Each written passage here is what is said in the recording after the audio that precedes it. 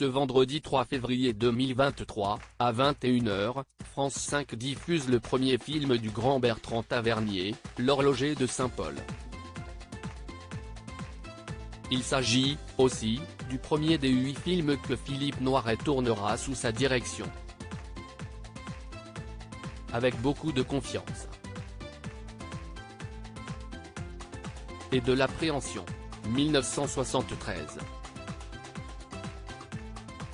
Ancien critique et attaché de presse, pour des cinéastes de l'envergure de Jean-Luc Godard et de Claude Sautet, homme d'une érudition monumentale sur le jazz, les polars et, bien entendu, le 7e art, Bertrand Tavernier entreprend de réaliser son premier film en adaptant un roman américain de Georges Simenon, L'Horloger de Verton.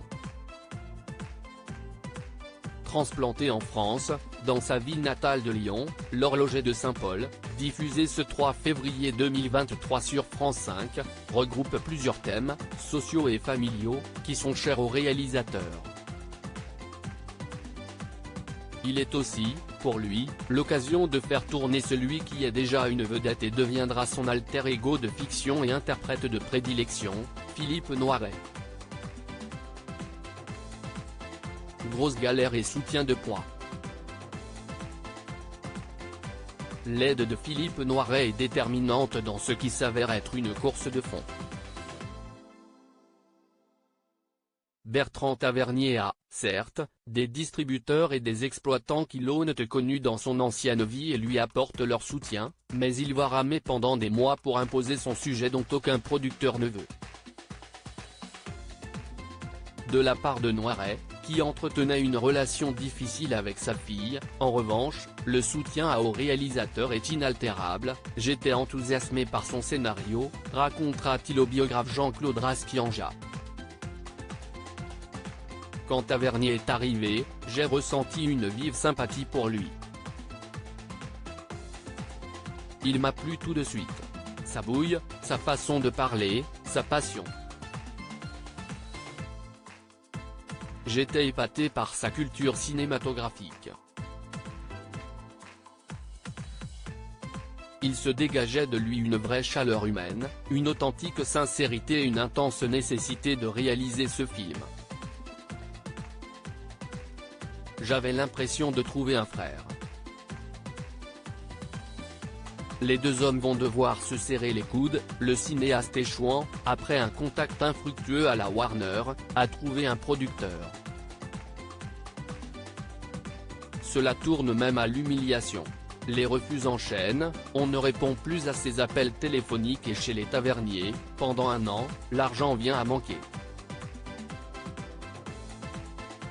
On y mange des pâtes plus souvent qu'on ne voudrait mais la foi demeure, chevillée au corps.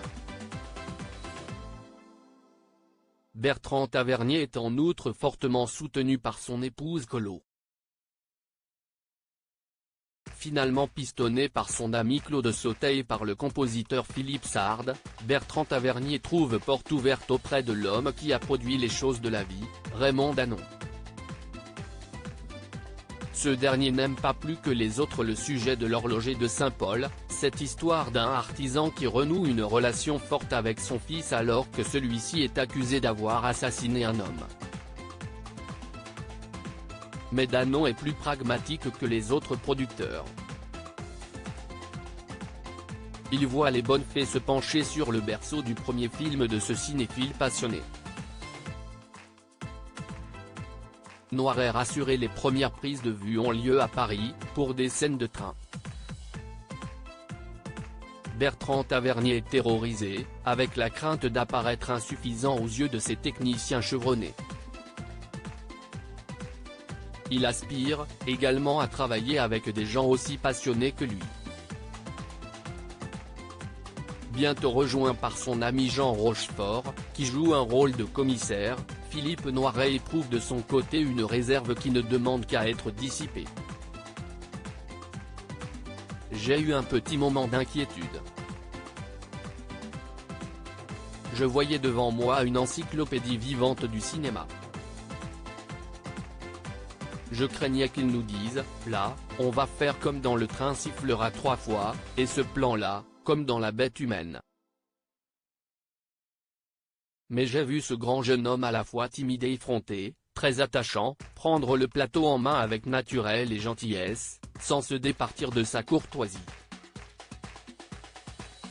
Est-ce qu'il jouait l'assurance? Est-ce qu'il l'éprouvait vraiment? Je ne sais pas.